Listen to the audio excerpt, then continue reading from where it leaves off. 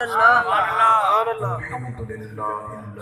ذی العزت والعلا والصلاة والسلام علی سید الانبیاء شمس الضحا بدر الہدى نور الہدى منبع الجود والعطا اما بعد اعوذ باللہ السمیع العلیم من الشیطان الرجیم بسم اللہ الرحمن الرحیم والذی جاء بالصدق وصدق به اولئک هم المتقون صدق مولانا العظیم وصدق رسولنا بلاغ المبین ونحن على ذلك لمن الشاهدين والشاکرین والحمد للہ رب العالمین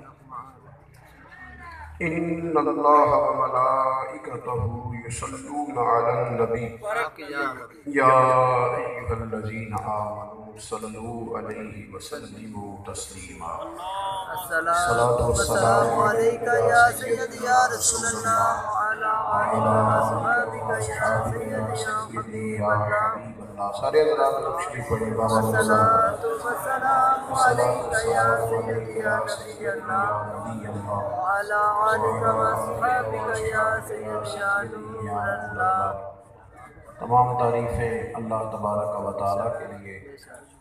درود و سلام نبی اکرم نور مجسم شفیع معظم آقا کل ختم رسول دانا سبل احمد مصطفیٰ جناب حضرت محمد مصطفیٰ صلی اللہ تعالیٰ علیہ وسلم کی ذات والا صفات کے لیے حمد و صلات کے بعد قابل قدر علماء کرام، حاضرین و سامعین، امیر المومنین خلیفۃ المسلمین جانشین مصطفیٰ کریم صلی اللہ علیہ وسلم حضرت سیدنا ابو بکر صدیق سبحان اللہ رضی اللہ تعالیٰ عنہ کی یاد میں اس خوبصورت بزم نور کا انعقاد ہے. ان دوستوں نے اتنا خوبصورت اہتمام کیا، اللہ انہیں بہترین صلہ عطا فرمائے، اور جو تشریف لائے ہیں اللہ اس محفل کی ساری برکات سب کو نصیب فرمائے. قرآن مجید نے ارشاد فرمایا کہ والذی جاء بالصدق وصدق به. ایک وہ ذات جو سچ لے کے تشریف لائی اور ایک وہ جنہوں نے اس کی تصدیق کی. اولئک هم المتقون. دونوں پرہیزگار ہیں، یہی لوگ متقی ہیں. نبی پاک صلی اللہ تعالیٰ علیہ وسلم نے اس دعوت کا اعلان کیا تھا. عرب کے معاشرے کے مطابق وہ دعوت بالکل نئی بھی تھی، انوکھی بھی تھی اور سخت بھی تھی، کیونکہ جن رسومات کے وہ قائل تھے یہ دعوت ان پر کاری ضرب لگاتی تھی. انسانوں کے لیے بڑا مشکل ہوتا ہے کہ ساری ہوا ادھر کو چل رہی ہو اور جب انہیں سمجھ آ جائے کہ حق اس طرف جا رہا ہے تو پھر وہ چپ کر کے حق مان جائیں، اعلان کر دیں. آسان نہیں ہوتا. بہت سارے لوگ ایسے ہوتے ہیں جو حق کو مان جاتے ہیں پر اس کا اعلان نہیں کرتے. حضرت ابو بکر صدیق اس لحاظ سے بھی امت کے رہنما ہیں کہ انہوں نے زمانے کا رخ نہیں دیکھا، مدینے والے رسول کا رخ دیکھا. لوگ زمانے کا رخ دیکھتے ہیں، آج کل فیشن کیا ہے، آج کل رواج کیا ہے، آج کل طریقہ کیا ہے، آج کل دنیا کدھر جا رہی ہے. پہلا سبق حضرت ابو بکر صدیق نے ہمیں یہ دیا ہے کہ زمانہ نہیں دیکھنا. زمانہ دیکھو گے تو پھر تو رستے میں رہ جاؤ گے. تم نے یہ دیکھنا ہے کہ میرے محبوب کا رستہ کون سا ہے، اس رستے پہ تم نے چلنا. نبی پاک صلی اللہ تعالیٰ علیہ وسلم جو دین لے کے آئے بڑا کھلا ہے، بڑا واضح ہے. یہ بین دلائل رکھتا ہے اور کلمہ پڑھنے سے پہلے کوئی سختی نہیں کرتا، تنگ نہیں کرتا. آپ مکمل دلائل حاصل کرنا چاہیں تو کریں، دل کو تسلی دینا چاہیں تو دیں، لیکن جب آپ کلمہ پڑھ لیں پھر دین یہ کہتا ہے کہ اب بحث نہیں کرنی. وہ کلمہ پڑھنے سے پہلے سوچنا تھا. اب تو کلمہ پڑھ لیا نا، بحث نہیں کرنی، اب تو عمل کرنا ہے. ہمارے ہاں بحث بہت زیادہ ہونے لگی ہے اور تیزی کے ساتھ ہونے لگی، اور وہ باتیں جو طے شدہ ہیں ان میں بھی ہم بحث کرتے ہیں، اور اتنی بحث کرتے ہیں کہ اس سے شکوک و شبہات مزید زیادہ بڑھتے ہیں. نبی پاک صلی اللہ علیہ وسلم جب معراج پہ تشریف لے گئے تو سیدہ عائشہ صدیقہ رضی اللہ تعالیٰ عنہ فرماتی ہیں کہ کچھ کلمہ کو مسلمان، کلمہ پڑھنے والے بھی مرتد ہو گئے. وہ کہتے تھے واقعہ معراج ہماری سمجھ میں نہیں آتا، باتیں نہ کریں گی بڑی مہربانی، سنیں تھوڑا سا وقت ہے، اللہ آپ کو جزا دے۔ تو وہ کہتے تھے یہ کیسے ہو سکتا ہے کہ 18,000 سال کا سفر، کتنا جی؟ اچھا 18,000 سال کا سفر ہے، اور معاملہ یہ ہے کہ نبی پاک صلی اللہ علیہ وسلم فرماتے ہیں کہ میں سفر سے واپس آ گیا ہوں، بستر ابھی گرم تھا۔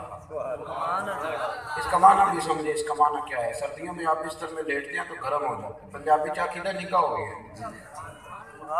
تو جب آپ تھوڑی دیر بستر سے باہر رہتے ہیں تو پھر ٹھنڈا ہو جاتا ہے، اور جب انسان وضو کرتا ہے نا تو کچی زمین پہ پانی بہاتا ہے تو وہ تھوڑی دیر کے لیے چلتا ہے، پھر زمین میں جذب ہو جاتا ہے۔ اب تو خیر بڑے بڑے مہنگے مکانات ہیں، لکڑی کے دروازے کو لوہے کی کنڈی ہوتی تھی، زنجیر ہوتی تھی، تو جب بندہ دروازہ بند کرتا تھا تو تھوڑی دیر وہ ہلتی رہتی تھی، پھر ٹھہر جاتی تھی۔ اب جب بات سمجھاؤں گا تو اب آپ کی سمجھ میں آئے گی۔ 18,000 سال کا سفر طے ہوا، لیکن کس طرح لیلا من المسجد الحرام الی المسجد الاقصی، رات کے تھوڑے سے حصے سے 18,000 سال کا سفر، جنت دوزخ ہر چیز حضور نے دیکھ لی، لیکن حضور فرماتے ہیں جب میں واپس آیا تو بستر ابھی بھی میرا گرم تھا،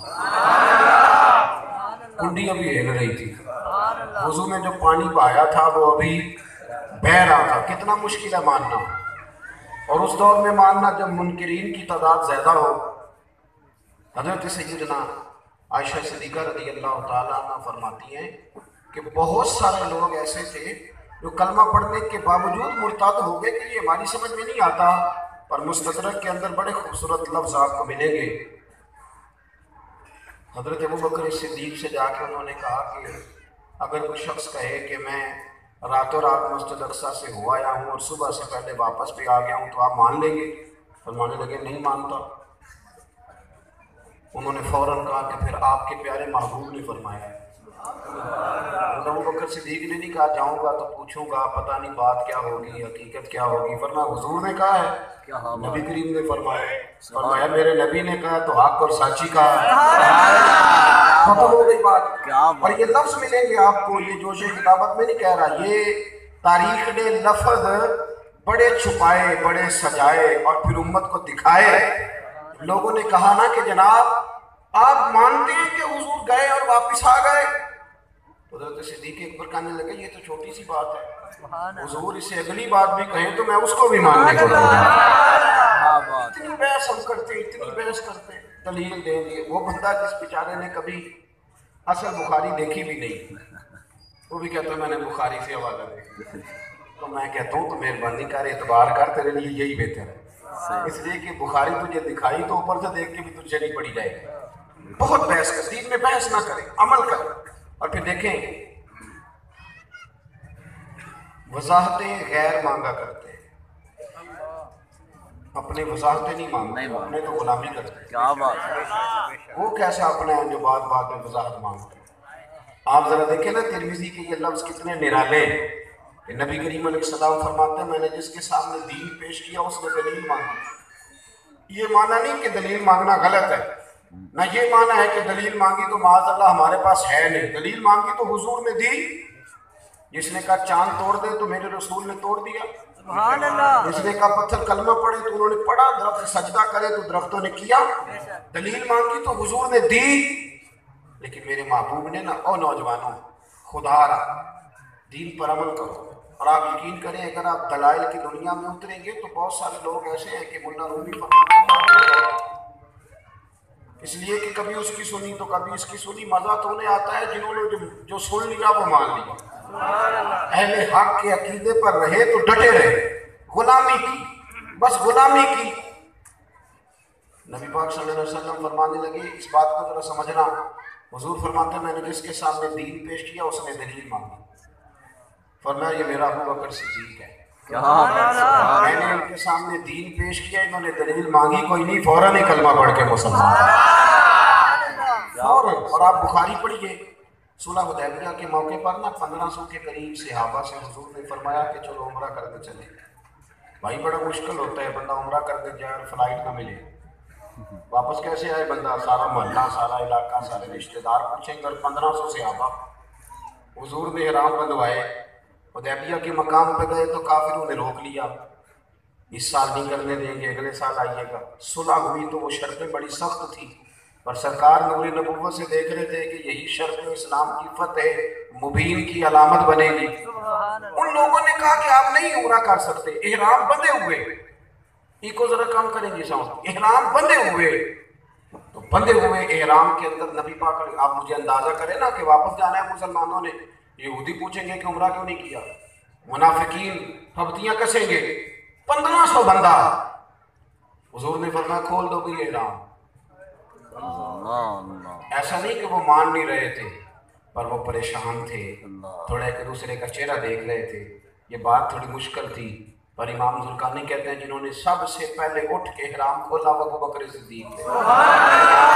کسی نے پوچھا ابو بکر جلدی بڑی ہے آپ کو احرام کھولنے کی، فرمایا جلدی والی کیا بات ہے، حضور کے کہنے پر بندہ تھا، نبی پاک کے کہنے پر کھول دیا۔ ہم نے نہ کبھی قطرے پہ غور کیا اور نہ دریا دیکھا، بس جہاں تیری جھلک دیکھی وہی ڈوب گئے۔ حضرت عمر کہتے ہیں، بخاری کے لفظ ہیں، کہتے ہیں شرطیں بڑی سخت تھی تو میری سمجھ میں نہیں آتا تھا کیسے مان۔ سخت باتیں لوگوں کی سمجھ میں نہیں آتی، بولیے پڑھتا ذرا سخت ہے نا، مانتی ہیں بیویاں، وہ کہتی ہیں کو مولوی تو قید کرنا چاہتے ہیں، تمہیں مولوی قید نہیں کرنا چاہتے، مولوی تمہیں بتاتے ہیں کہ جس کے پاس 6 لاکھ 10 لاکھ روپیہ ہو وہ گلی میں نہیں لے کے آتا، وہ کمرے میں لاکر میں چھپا کے رکھتا ہے، جس کے پاس 25 تولے سونا ہو وہ باہر نہیں نکلتا، وہ چھپا کے رکھتا ہے۔ سونا اور مال قیمتی ہوتا ہے تو چھپایا جاتا ہے، اسلام کی بیٹی ہو تم قیمتی ہو اس لیے تمہیں چھپایا جاتا ہے، تم قیمتی ہو، قیمتی چیزیں چھپائی جاتی ہیں، ایسے چوکوں میں نہیں لائی جاتی۔ تو تھوڑا مشکل تھا حدیبیہ کی، حضرت عمر کہتے ہیں میری سمجھ میں نہیں آتا تھا کیوں دب کے صلح کریں، ہم 1500 ہیں، ہم تو انہیں باندھ کے لے جائیں گے۔ کہتے میں حضور کے خیمہ نور میں داخل ہوا، میں نے جاتے کہا حضور آپ بھی سچے، قرآن بھی سچا، اسلام بھی سچا، دب کے صلح کیوں کرے؟ تو نبی پاک نے فرمایا عمر میں اللہ کا رسول ہوں، میں اس کی نافرمانی نہیں کرتا، اور میں وہی کہتا ہوں جو میرا رب مجھے حکم ارشاد فرماتا ہے۔ عمر کہتا ہے میں نے عرض کی یا رسول اللہ صلی اللہ علیہ وسلم آپ نے فرمایا نہیں تھا کہ عمرہ کریں گے؟ تو حضور مسکرائے، فرمایا تجھے تیری ماں روئے، میں نے کہا تھا عمرہ کریں گے، یہ تو نہیں کہا تھا کہ اسی سال ہی کریں گے، کریں گے تو کریں گے۔ حضرت عمر کہتے ہیں میں وہاں سے نکلا تو چند قدموں پہ ابو بکر صدیق کھڑے تھے، تو میں نے ان سے کہا ابو بکر حضور بھی سچے، قرآن بھی سچا، اسلام بھی سچا، تو دب کے صلح کیوں کرے؟ حضرت عمر فرماتے ہیں مجھے اللہ کی عزت کی قسم، ابو بکر صدیق نے بھی بڑی نہیں وہی بات کی جو مدینے والے رسول نے کی، فرمانے لگے عمر وہ اللہ کے رسول ہیں، رب کی نافرمانی نہیں کرتے، وہی کہتے ہیں جو رب نے حکم ارشاد فرمایا۔ میں نے فوراً کہا، میں نے کہا ابو بکر حضور نے فرمایا نہیں تھا کہ عمرہ کریں گے؟ تو کہنے لگے کہا تھا تجھے تیری ماں روئے، کہا تھا، اور یہ تو نہیں کہا تھا کہ اسی سال ہی کریں گے۔ حضرت عمر فرماتے ہیں جب میرا غصہ اترا تو میں سمجھ گیا کہ میں ہر چیز تک پہنچ سکتا ہوں پر ابو بکر کے ایمان تک نہیں پہنچ سکتا۔ ہمارے یہاں نا بڑی بحث ہوتی ہے، بڑی بحث، وہ جن کی 10 نسلیں 50 نسلیں پیچھے سے میلاد مناتی آ رہی ہیں نا، ہمیشہ سے جو لوگ میلاد مناتے آ رہے ہیں وہ بھی ہر سال ہی آ کے پوچھتے ہیں کہ ویسے حضرت صاحب منانا چاہیے کہ نہیں؟ تو میں کہتا ہوں کتنا کچھ ہمانا پوچھنا ہے، بس کر دیں۔ اس سال میں نے دوستوں سے کہا تھا کہ مہربانی کرنا اب یہ نہ پوچھنا کہ میلاد منانا ہے کہ نہیں، اب یہ پوچھنا کہ میلاد کی جھنڈیاں وضو کر کے لگانی چاہیے کہ بغیر وضو کے بھی لگانی چاہیے۔ اب عمل کریں کہ ساری زندگی بحث کر دی، ساری زندگی دلائل اکٹھے کر، اب کوئی عمل کا رستہ اختیار کرے۔ پہلی بات یہ حضرت صدیق اکبر نے کبھی بحث نہیں کی، رب رسول نے جو حکم دیا وہ گردن جھکا کے مانا، اور یاد رکھنا ماننے میں بڑا ہی مزہ ہے، ماننے میں بڑا مزہ۔ اور دوسری بات نبی پاک سے تھوڑا بہت پیار کرو گے تو مزہ نہیں آئے گا، اگر کھل کے کرو گے تو مسلمان ہونے کا مزہ آئے گا۔ یہ جو لوگ کہتے ہیں نا میرا نماز میں دل نہیں لگتا تو میں بڑا وسوسوں کا شکار ہوں، یہ پیار ذرا تھوڑا کرتے ہیں، یہ کھل کے پیار کرے نا۔ آپ صحیح بتانا جس بچے سے پیار ہو جائے اس سے ملنے میں دشواری ہوتی ہے، نہیں تسی بولتے ہی نہیں ہو رہے ہوندی ہو بولے نا یار اس بچے سے پیار ہو اسے سینے سے لگانے میں دقت ہوتی ہے نہیں اسے چیز دے کے دینے میں تحفہ لے کے دینے میں دشواری ہوتی ہے اسے کندھوں پہ اٹھانے میں دشواری ہوتی ہے بندہ تو جلدی آتا ہے کہ میں سو نہ جائے میرا بیٹا میں نے ملنا جا کے وہ بچے سے پیار ہو جائے تو ملنے کو دل کرتا ہے تو رب رسول سے پیار ہو جائے تو وہ کہتا ہے مسجد جایا نہیں جاتا پھر تو مسجد سے آیا ہی نہیں جاتا کچا پیار کرتے ہیں یقین کرنا کچی پکی تھوڑی دنیا داری بھی کر لو نہ ایسے مزہ نہیں حضرت صدیق اکبر نے ہمیں بتایا ہے ایک ہوتا ہے نرا مومن ایک ہوتا ہے مزیدار مومن فرمایا اگر ایمان کا چسکا لینا ہے نا تو پھر رسول پاک سے کھول کے پیار کرو پھر ذرا کھول کے پیار کرو اور بخاری مسلم میں حدیث ہے حضور نے فرمایا جو چاہتا ہے نا کہ ایمان کا ذائقہ نصیب ہو وہ ہر چیز سے بڑھ کر رب رسول سے پیار کرے اسے مزہ آئے گا مسلمان ہونے کا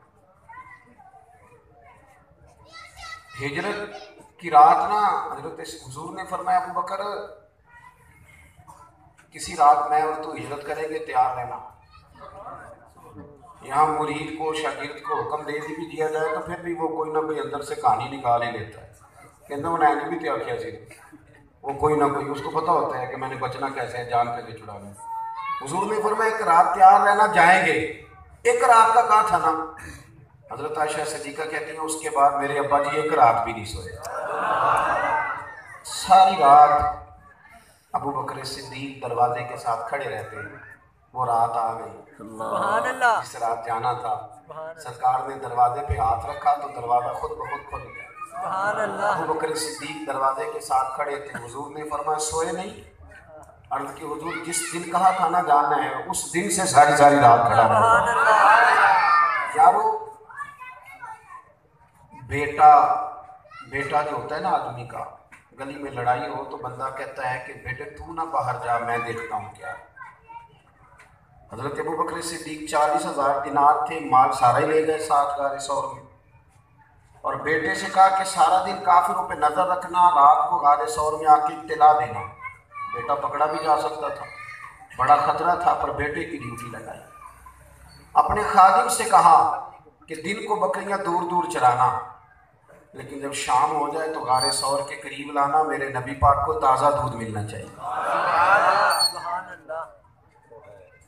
بیٹیاں بڑی پیاری ہوتی بڑی عزیز ہوتی بیٹی بڑی ضرورت کے لیے بھی کبھی رات کو گھر سے نکلے تو باپ کی کمر ٹوٹ جاتی تو بیٹی کو جانا پڑا دل کرے تو وہ ڈنڈوں سے مارے اپنے بیٹوں کو کہ بیٹی گئی دکان ابا جی محلے کی دکان ہے اپنے چاچے مامے سارے رہے وہ نہیں بیٹی کا کام کیا تھا لیکن سنو اگر ایماندار ہونے کا مزہ لینا ہے تو پھر ذات رسالت سے محبت بھی ایسی ہونی چاہیے حضرت ابو بکر صدیق نے جوان بیٹی کی ڈیوٹی لگائی جوان بیٹی فرمایا اسماء پتر تازہ کھانا پکا کے روز غار ثور میں پہنچانا ادھر دیکھو میری طرف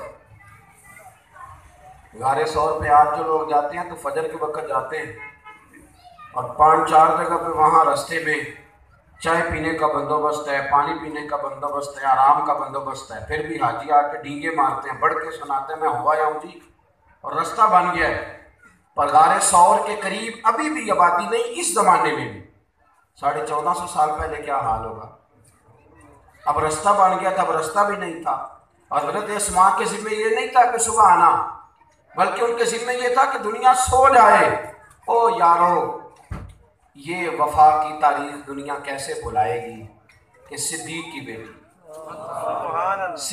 کی بیٹی اور جوان بیٹی اور رات کو بغیر کسی کے ساتھ لیے اکیلی روٹی لے کے جاتی حضرت اسماء کہتی پہلے دن میں کھانا دے آئی دوسرے دن پکا رہی تھی میرا سردار کا گھر تھا میرا باپ مالدار تھا چودھری تھا کبھی کسی نے آنکھ اٹھا کے نہیں دیکھا تھا لیکن فرماتی ہیں دوسرے دن میں روٹی پکا رہی تھی تو دروازے پہ شور ہوا اور جب میں باہر نکلی تو ابو جان بہت سارے لوگوں کو لیے کھڑا تھا کہاں گیا تیرا باپ رسول کائنات علیہ السلام کو لے کر جناب اسماء کہتی ہیں میں بڑی پریشان ہوئی اگر میں کہتی ہوں نا مجھے پتہ ہے تو یہ جا کے پکڑ لیں گے اس بات کی میری وفا مجھے اجازت نہیں دیتی اگر میں کہتی ہوں مجھے پتہ نہیں تو یہ جھوٹ ہے اور اس کی نبی پاک کی شریعت اجازت نہیں دیتی اور نوجوانوں سنو بات بات پہ جھوٹ بولنا جھوٹے لطیفے سنانا اور جھوٹ سے سارا دن گزار دینا۔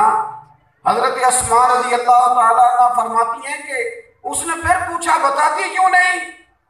فرماتی اب میں نے ساری ہمت جمع کی، ساری ہمت، اگر بتاتی ہوں تو وفا اجازت نہیں دیتی، نہ بتاؤں تو جھوٹ ہے، شریعت اجازت نہیں دیتی۔ آپ فرماتے اس نے تیسری دفعہ کہا بتاتی کیوں نہیں؟ کہاں گئے تیرے والد ابو بکر صدیق نبی پاک کو لے کے کہاں گئے؟ اسماء کہتی میں نے پھر ساری ہمت اکٹھی کی اور میں نے کہا ابو جہل سون پھر تیرے اندر جتنی ہمت ہے نا تو ساری لگا لے، مجھے پتا ہے وہ دونوں کہاں گئے ہیں پر تمہیں بتاؤں گی نہیں۔ سبحان اللہ، سبحان اللہ۔ عشق تیاب دوئی ایک برابر پر عشق دا سیک بدھیرا، آگ تے سارے ککھ تے کانے، عشق ساڑے تن میرا، تے اگ دا دارو می تے پانی، کوئی دسے ہاں عشق دا دارو کیڑا، تے بھلے شاہ اتھے کچھ بھی نہیں بچتا، جتھے عشق ہو رہا ڈیرا۔ حضرت اسماء کہتے ہیں جب میں نے کہا نا مجھے پتا ہے میں بتاؤں گی نہیں، تو اس نے نا جب بندہ ہار جاتا ہے تو یا گالی دیتا ہے یا ہاتھ اٹھاتا ہے، تو جناب اسماء کہتی ہیں کہ جب وہ ہار گیا تو اس نے ایک تھپڑ مارا۔ میں کوئی معمولی آدمی کی بیٹی نہیں، سردار کی بیٹی، اس نے تھپڑ مارا تو میں زمین پہ گری، میرے کان میں بالی تھی، میرا کان پھٹ گیا، خون بہنے لگا، لوگ ابو جہل کو پکڑ کے لے گئے تو عورتوں کے منہ لگتا ہے۔ کہتی ہیں میں اسی طرح اٹھی، اٹھ کے میں نے کھانا پکایا، چادر سے منہ لپیٹ لیا، رات اور گہری ہو گئی، آج میں نے زہرا اندھیرا ہونے دیا، تو میں روٹی لے کے جب غار ثور میں گئی تو چراغ جلایا، میرا لپٹا ہوا منہ دیکھا تو آپ کو پتہ ہے بیٹی تو ہائے کر دے تو ابا کئی مہینے نہیں سو پاتا، چھپا ہوا منہ دیکھا تو کہا پتر اسماء کیا ہے؟ تو میں نے کہا نہیں کچھ نہیں حضور، یہ دیکھیں میں کیا پکا کے لائی ہوں۔ تو صدیق کے کہنے لگے بیٹے تو بتاتی کیوں نہیں؟ سبحان اللہ۔ کچھ نہیں ابا جی کچھ نہیں۔ نبی کریم نے فرمایا اسماء بتاتی کیوں نہیں؟ تو جناب اسماء رو پڑی، اور جب منہ کھولا تو خون پھر بہنے لگا، کہنے لگی یا رسول اللہ وہ آیا تھا، اس نے بڑا پوچھا ہے میں کیا کرتی، یہ دین ہے نا تو یہ امتحان لیتا ہے، یا رسول اللہ اس نے پوچھا میں نے بتایا نہیں تو اس نے تھپڑ مارا ہے اور میں ذرا گر گئی ہوں تو خون بہا ہے۔ جب کہا نا خون بہا تو جناب صدیق اکبر روئے اور آنسو نکلنے لگے تو وہ چھپانے لگے۔ محبوب کریم سید عالم علیہ السلام نے خود اپنے دست مبارک سے ان کے آنسو پونچھے۔ ہمارے گجرات کے ایک شاعر ہوئے، انہوں نے بڑا ہی نقشہ بیان کیا، بڑا پسند ہے مجھے شعر، کہنے لگے ایک واری میری آنکھیاں کیوں اونا نے اتھرو پونجے سن، ہن تے چسکا پہ گیا رونے دا، تے ہر ویلے آہو زاری دا، حضور بھی روئے۔ اور پھر میرے محبوب نے جو دعا دی وہ بڑی انوکھی دی، کہا اے اللہ میں ابو بکر سے راضی ہوں، تو بھی میرے صدیق سے راضی ہو۔ اپنی ساری زندگی نا وفاداری، اور دیکھو سبحان اللہ۔ کئی لوگ بڑا قریب رہنے لگتے ہیں تو بوجھ بھی بننے لگتے ہیں، آپ ناراض نہ ہونا، کیونکہ جب زیادہ کچھ لوگ قریب والے ہوتے ہیں تو وہ اپنی مرضیاں تھوپنے بھی لگ جاتے ہیں، وہ ادب بھی قائم نہیں رہتا۔ حضرت صدیق اکبر نیڑے بھی پورا رہتے تھے اور پیار بھی پورا کرتے تھے، ادب بھی۔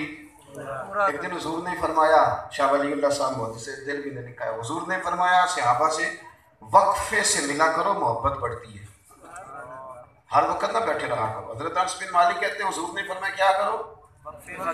تھوڑا وقفے سے محبت ہے۔ حضرت صدیق اکبر نے بھی سن لیا، ظہر کی نماز پیچھے پڑھی تو چلے گئے، ملنے نہیں آئے، عصر بھی پڑھی تو چلے گئے، مغرب بھی پڑھی۔ حضور نے ظہر کے بعد بھی پوچھا انس ابو بکر نہیں آئے؟ یعنی نماز تو پڑھ گئے تو ملنے نہیں آئے۔ عصر کے بعد پھر پوچھا ابو بکر نہیں آئے؟ سبحان اللہ۔ حضرت انس کہتے ہیں کہ میں نے کہا حضور نماز پڑھ کے چلے گئے، مغرب میں پھر پوچھا ابو بکر نہیں آئے؟ حضرت انس بن مالک کہتے ہیں جب تیسری دفعہ پوچھا نا تو میں دوڑا گیا، میں نے جا کے ابو بکر صدیق کے دروازے پہ دستک دی، میں نے کہا یار حضور 3 دفعہ پوچھ چکے۔ صدیق اکبر دوڑے آئے، آ کے حاضر خدمت ہوئے، عرض کی یا رسول اللہ حکم ہو؟ تو نبی کریم نے فرمایا کہاں تھے صبح کے ملے نہیں؟ حضور آپ نے تو فرمایا تھا وقفے سے ملا کرو محبت بڑھتی ہے۔ تو حضور فرمانے لگے کہا تھا پر تجھے تو نہیں نہ کہا تھا، کہا تھا وہ تجھے وہ کیا کہا تھا وہ دور بیٹھے خواجہ غلام فرید کوٹ میں کہنے لگے تن تندور تے ہڈاں دا بالن اسی ہاں نال تپایا کپ کپ مکیاں پیڑے کیتے اتوں عشق پلے تھن لایا تن دا سالن تے من دی ہانڈی لون صبر دا پایا غلام فرید آوے میں ساری تیری تینوں وجہ یقین نہیں آیا غلام فریدہ میں ساری تیری تینوں وجہ یقین نہیں آیا حضور نے بڑا پیار. اور پھر ایک اور بات بھی کچھ لوگ نیڑے رہتے ہیں پر بادشاہ کوئی نہیں مانتے. یاد رکھنا جب آپ کہتے ہیں نا میرے پیر صاحب کی بڑی بات ہے میرے استاد جی کی بڑی بات ہے تو وہ کہنے سے نہیں بات بنتی وہ پھر آپ کا لوگ عمل بھی دیکھتے ہیں. ہاں ہاں میرے پیر صاحب کی بڑی بات ہے یہ کہانی بھی سنائی اور بیوی کو گالی بھی دے دی تو بیوی فٹافٹ کہتی یہ سکھایا تجھے تیرے پیر صاحب نے. ہاں ہاں وہ کہتی آپ نہ کہ جی میں تو گناہگار ہوں پر میرے حضرت بھائی تیرے حضرت کا کوئی تیرے اوپر اثر بھی تو نظر آنا چاہیے تھا. نہ تو مسجد جائے نہ کوئی نماز پڑھے تو کس حضرت کی بات کرتا ہے تیرے اوپر اثر ہی کوئی نہیں. حضرت صدیق اکبر رضی اللہ تعالیٰ عنہ کا کمال یہ تھا کہ سارے صحابہ بیٹھے تھے تو نبی پاک صلی اللہ اور فجر کی نماز حضور نے پڑھائی. کون سی نماز دی؟ فجر کی نماز پڑھائی. تو حضور نے نماز کے بعد فرمایا کوئی بندہ ہے کس نے روزہ رکھا ہے؟ حضرت عمر کہتے ہیں میرا رات کو دل تھا رکھوں پر سویرے میں رکھ نہیں سکا. تو میں نے کہا کتنا اچھا ہوتا اگر رکھ لیتا. حضور نے پھر پوچھا بتاتے کیوں نہیں روزہ رکھا ہے تو حضرت صدیق اکبر عرض کرنے لگے حضور حکم نہ ہوتا تو میں نہ بتاتا میں نے رکھا ہے.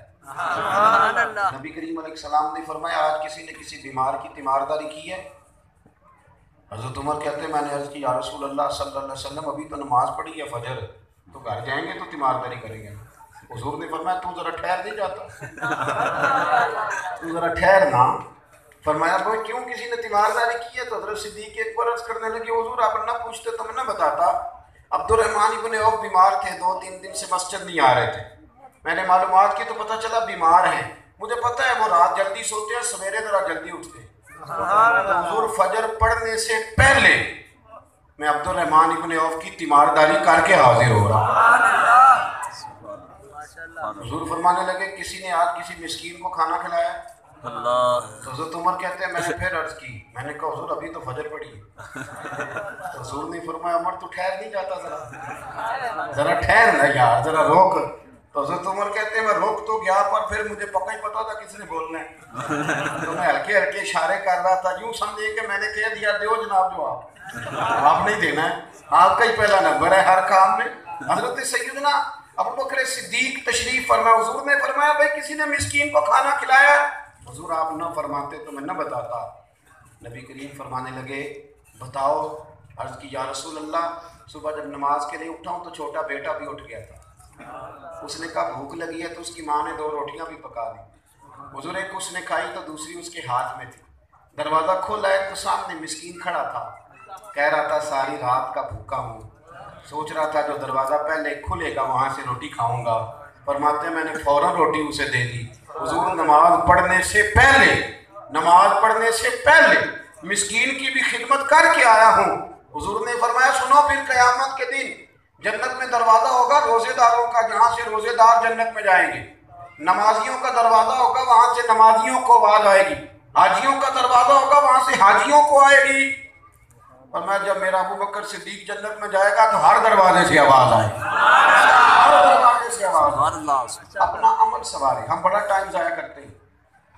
وہ ضروری تو نہیں کہ جنازہ کسی اپنے کا ہو تو پڑھنا ہے. مسلمان ہونا چاہیے صحیح العقیدہ ہونا چاہیے. آپ جائیں ضروری تو نہیں کو بلائے تو تبھی جائیں جنازوں میں شرکت کریں مسکین کی خدمت کریں غریب کی مدد کریں.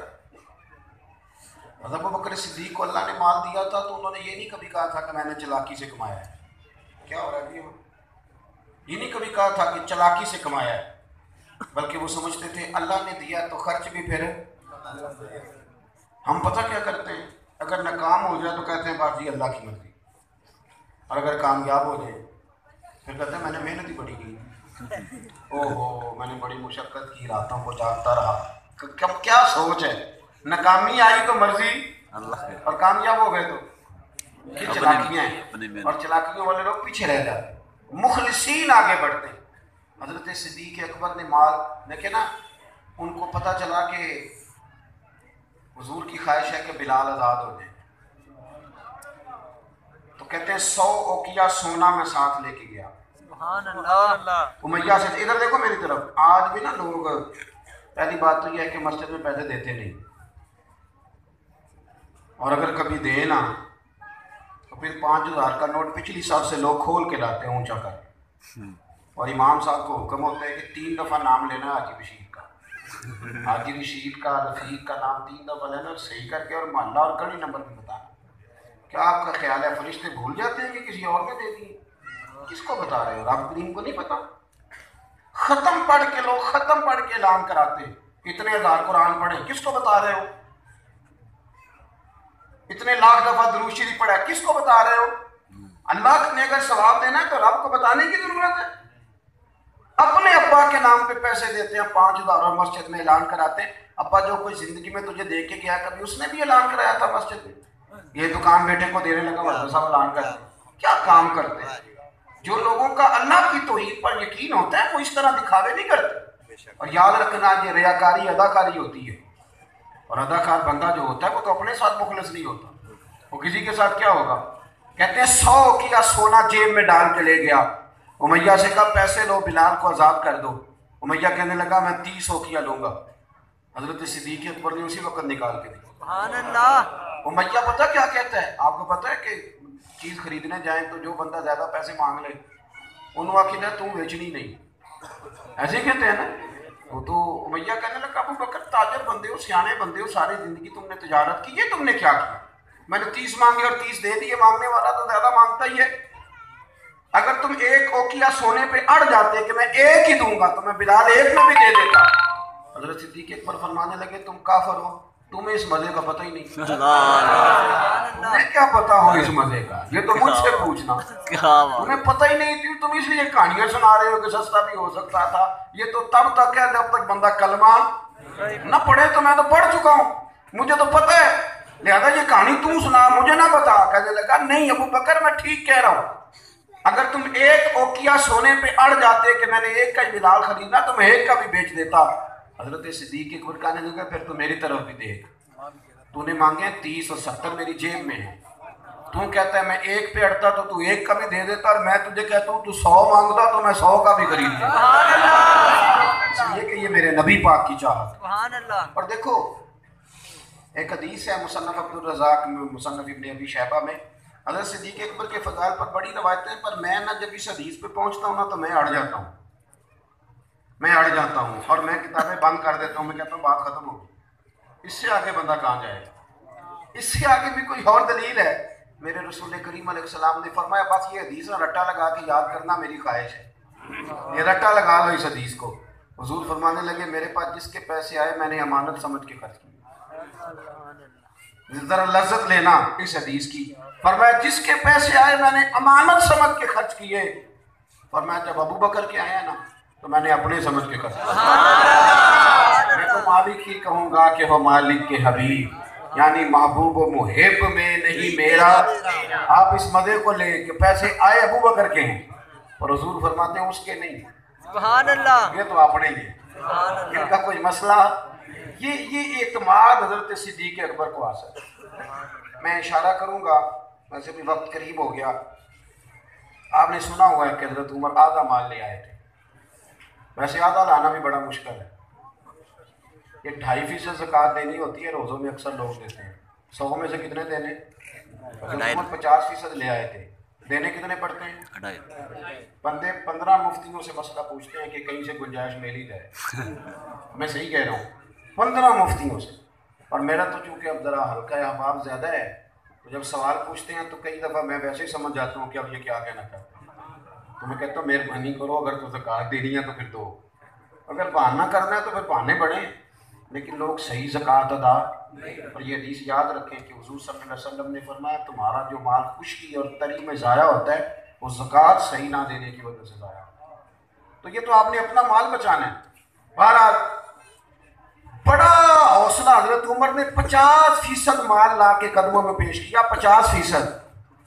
اور جناب صدیق اکبر نے وہ سارا ہی مال, بلکہ حال یہ تھا کہ کپڑے بھی اتار لیے. تینوں لب دیا آپ گواچے, کپڑے بھی اتار لیے, جوتے بھی اتار لیے, ٹوپی بھی اتار لی. اور بوریے کا لباس پہن لیا۔